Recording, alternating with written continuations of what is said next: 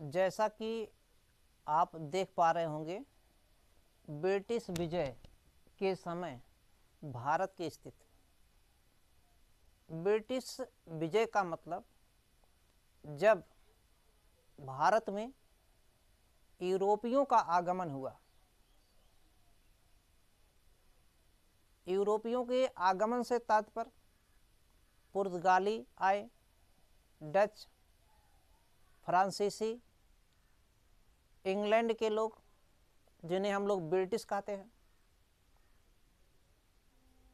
कई लोग आए, जिसमें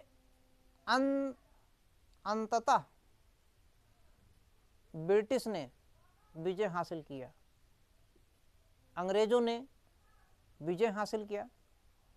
तो जब भारत में अंग्रेजों का विजय हुआ, अर्थात जब भारत में अंग्रेजी सत्ता स्थापित होना शुरू हुई, तो उस समय भारत की स्थिति क्या थी, इस संदर्भ में बात करना है, समझाना है, बताना है।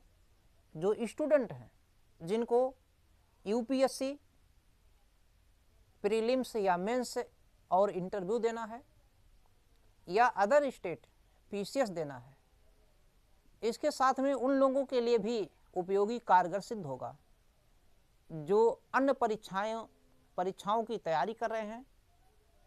उसमें भी इनडायरेक्ट में सब प्रश्न मिल जाएंगे। मैं अशोक राज अल्बिडो आईएएस में आप सबका स्वागत करता हूं। तो ब्रिटिश विजय का मतलब भारत में यूरोपियों का आगमन होता है। यूरोपियों का आगमन होता है। इस आगमन में कई लोग आए, पुर्तगाली भी आए, पुर्तगाली, डच भी आए, अंग्रेज भी आए, जिन्हें ब्रिटिश कहते हैं हम लोग, फ्रांसीसी भी आए, फ्रांसीसी भी आए। ऐसे कई लोग आए, ईटीसी इत्यादि जिसे हम लोग कहते हैं, कई लोग आए। इसमें अंततः अंग्रेजों को सफलता हासिल हुई, ब्रिटिश को सफलता हासिल हुआ। इस समय भारत के सामने कई चुनौतियां दिखाई दी, कई स्थितियां थी। एक तो हमारे सामने पहले नंबर पे होगा, मुगलों का पतन हो रहा है। मुगलों का पतन, जो मुगल हैं, मुगलों का पतन जो हो रहा है, तो मुगलों के पतन पर हम चर्चा कर देंगे 2, 4, 6 लाइन में।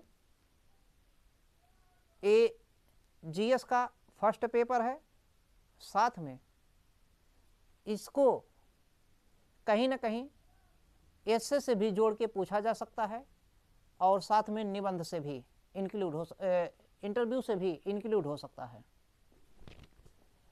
तो मुगलों का पतन, मुगलों के पतन के अगर होता है तो मुगलों के सामने कई चुनौतियां भी रही होंगी। तो इनके सामने चुनौतियां भी हैं।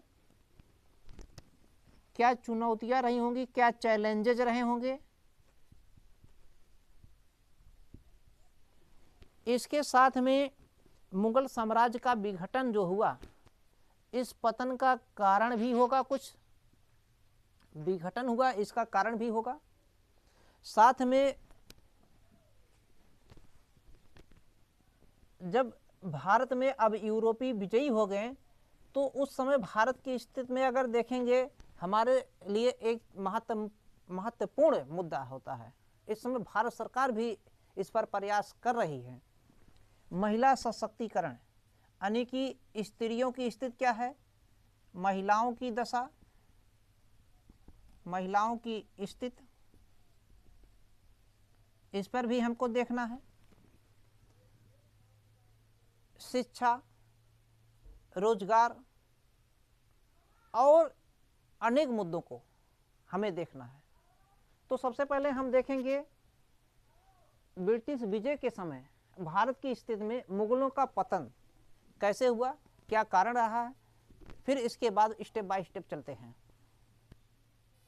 18वीं शताब्दी का पूर्वार्ध का समय था, अर्थात जब मुगल का जो शासक बहुत ही कट्टर था, जो मुगल शासक अगर बात करेंगे जिसका नाम था औरंगजेब,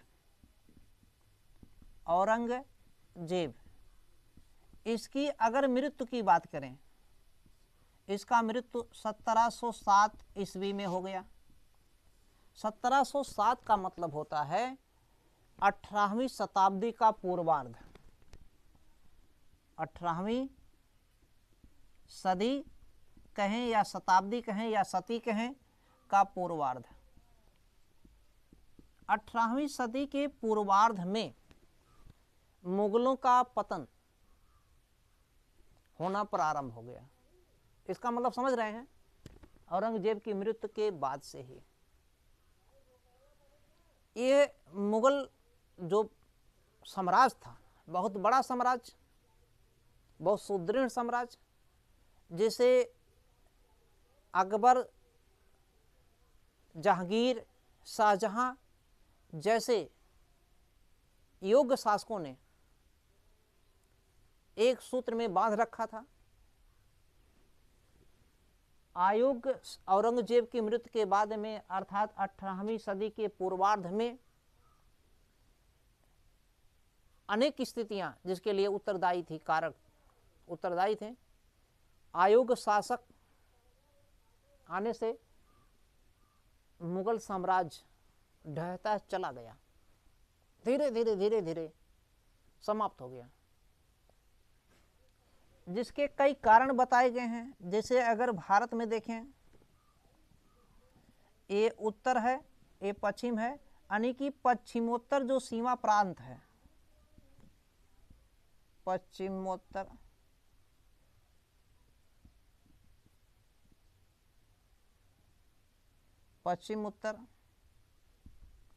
थोड़ा लिखने में प्रॉब्लम है। पश्चिमोत्तर सीमा प्रांत, जो पश्चिमोत्तर सीमा प्रांत है, यहाँ से कई आक्रमणकारियों का आक्रमण हुआ। जैसे मोहम्मद शाह, जिसका उपनाम रंगीला था, रंगीला का मतलब बहुत विलासी था, विलासी प्रवृत्ति का था, इसीलिए उसको रंगीला उपनाम दिया गया है। मोहम्मद शाह रंगीला, जिसका शासनकाल काफ़ी ज़्यादा समय रहा है, और औरंगजेब की मृत्यु के बाद से जितने शासक हैं उनका समय अवधि जो था बहुत कम रहा। तो मोहम्मद शाह रंगीला के समय नादिर शाह का आक्रमण होता है, जो फारस का शासक था। वो भारत में मुगल सत्ता को ही छीनबीन ही नहीं किया, लूटने के साथ साथ तहस नहस भी कर दिया, शहरों को मलबों में तब्दील कर दिया, और अपने साथ जो सबसे प्रसिद्ध दो चीज़ें था, कोहिनूर हीरा तथा मयूर सिंहासन, उसे भी अपने साथ ले गया। इसके आक्रमण के साथ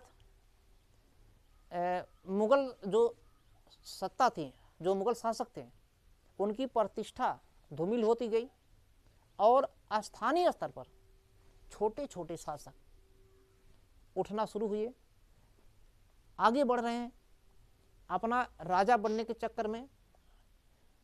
ऐसी स्थिति में अराजकता भारत में फैल गई, और इन्हीं अराजकता का, इन्हीं अशांति का, इन्हीं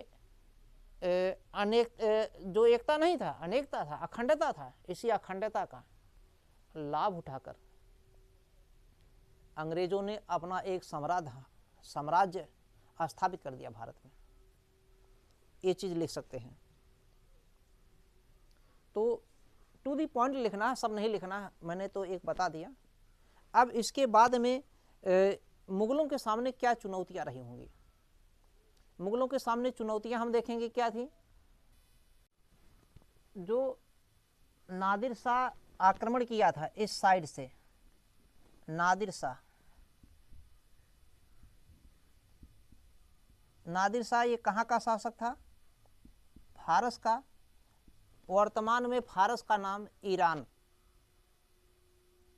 ईरान का पहले नाम क्या था? फारस, और इसकी राजधानी तेहरान।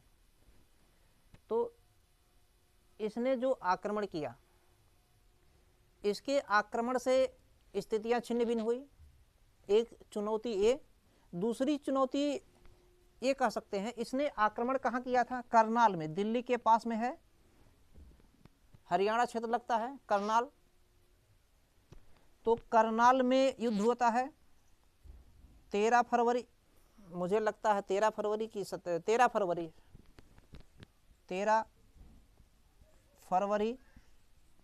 1739 में, 13 फरवरी 1739 को करनाल का युद्ध होता है। करनाल का युद्ध पूछा जाता है किसके किसके बीच हुआ?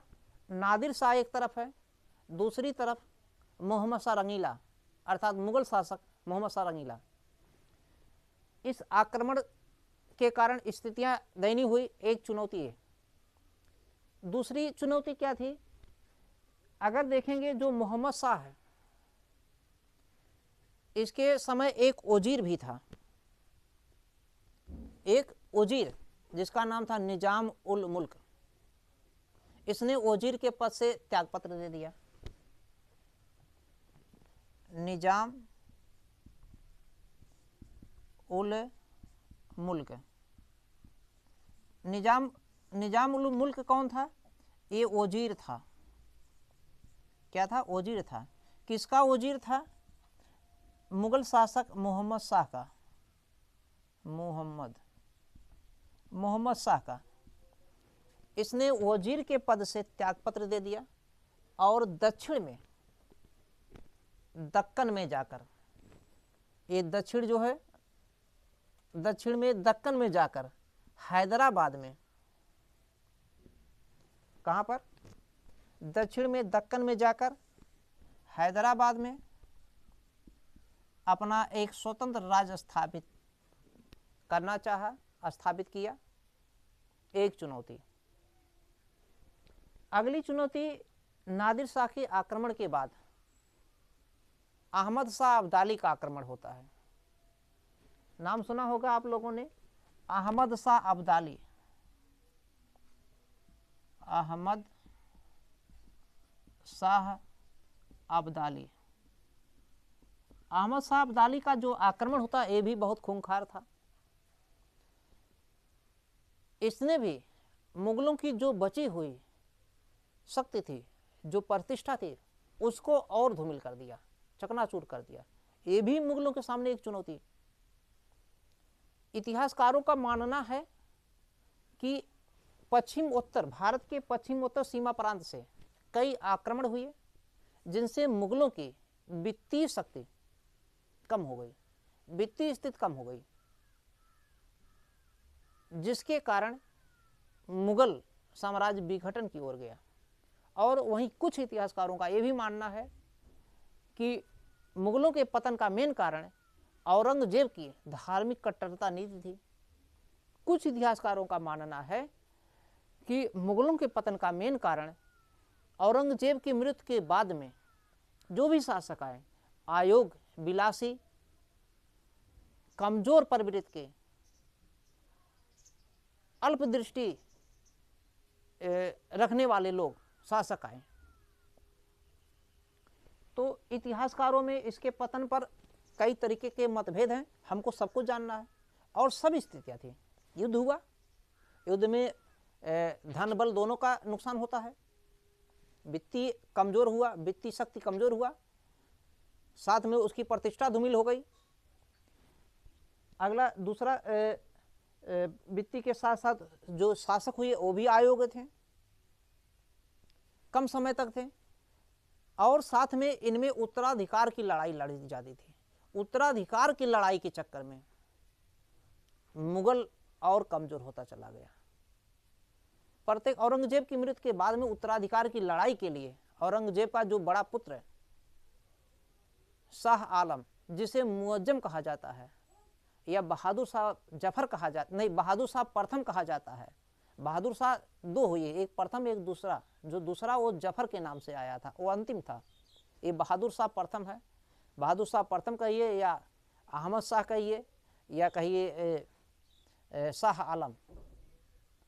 और इसके मृत्यु के बाद में इसके जो 3 बेटे थे, इसको उत्तराधिकार के चक्कर में शाह आलम जो 63 वर्ष की उम्र में गद्दी पर बैठा था, जिसे बहादुर शाह प्रथम कहते हैं, 1 महीने तक इसको दफनाया भी नहीं गया था, ऐसे पड़ा था। 1 महीने बाद दफनाया गया।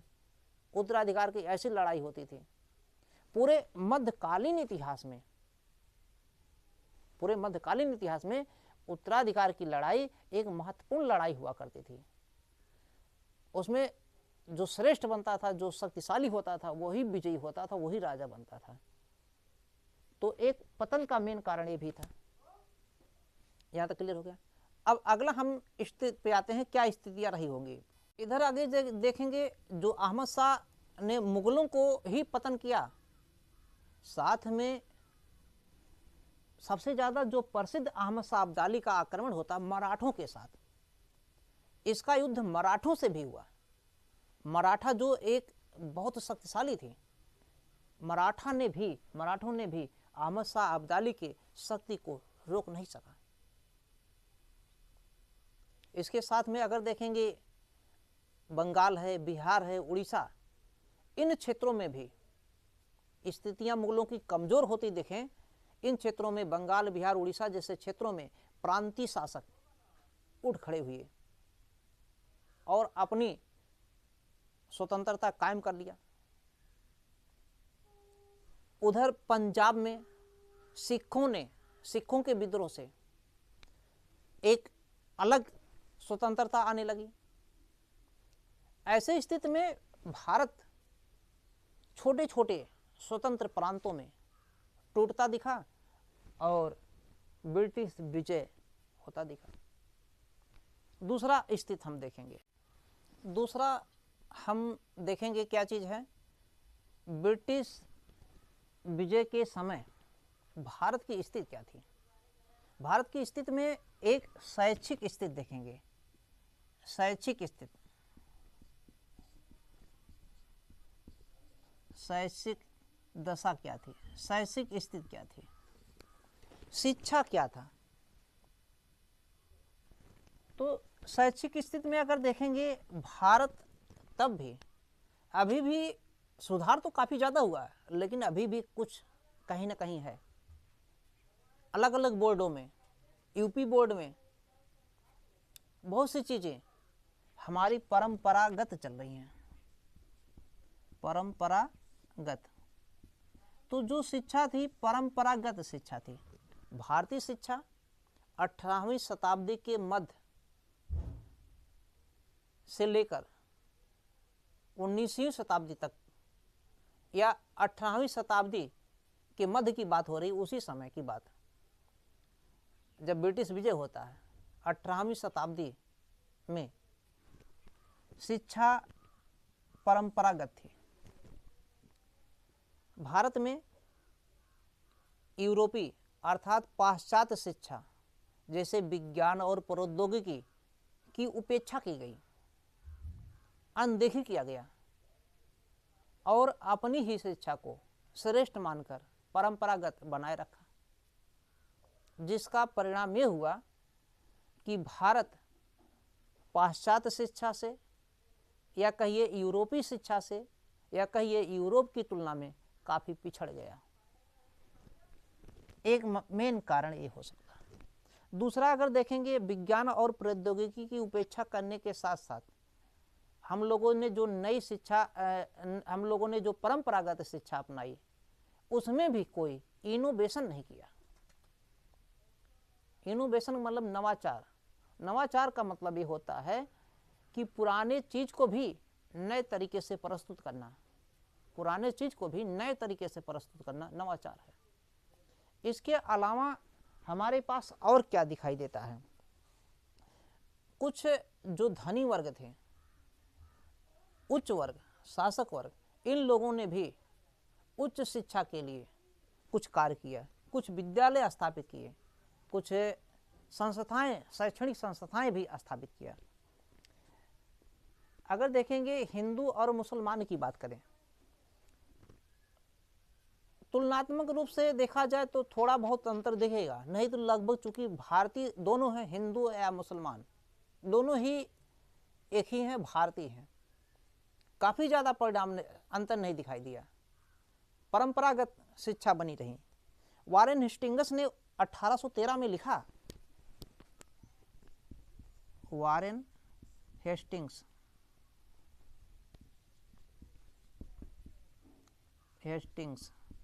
ने 1813 ईस्वी में लिखा, 1813 ईस्वी में लिखता क्या, सामान्य तौर पर,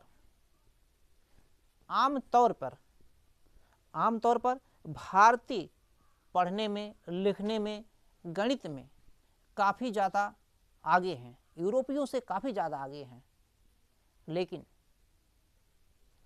और चीज़ में, विज्ञान में, प्रौद्योगिकी में या और चीज़ों में काफ़ी पीछे हैं। जैसे भारत में कुलीन वर्ग और उच्च वर्ग की महिलाओं को छोड़कर संपूर्ण भारत में महिलाओं की शिक्षा के दृष्टि से स्थिति काफ़ी ज़्यादा शोचनीय है, काफ़ी ज़्यादा दयनीय स्थिति है। इसका मतलब क्या, केवल उच्च वर्ग या अभी कुछ साल पहले तक ग्रामीण क्षेत्रों में, खास करके शहरी भी क्षेत्रों में बहुत ज़्यादा नहीं दिखता है, कुछ में ही दिखता है, बाकी अभी भी लोग नाम मात्र पढ़ते हैं, और अगर पढ़ते भी कोई हैं नाम मात्र के BA MA कर लेते हैं या BSc ही कर लेते हैं। आज के समय BSc का भी प्रचलन बहुत हो गया है, BSc कर लिए हैं, सर्टिफिकेट है, लेकिन आ जा रहा क्या नहीं पता नहीं, तो समझ में आ रहा होगा। तो उस समय की स्थितियाँ अलग थी, बहुत दयनीय थी, और मुगल पीरियड में खास करके। अब इसी के बाद में, शैक्षणिक के बाद में हम देखेंगे महिलाओं की स्थिति क्या थी। महिलाओं की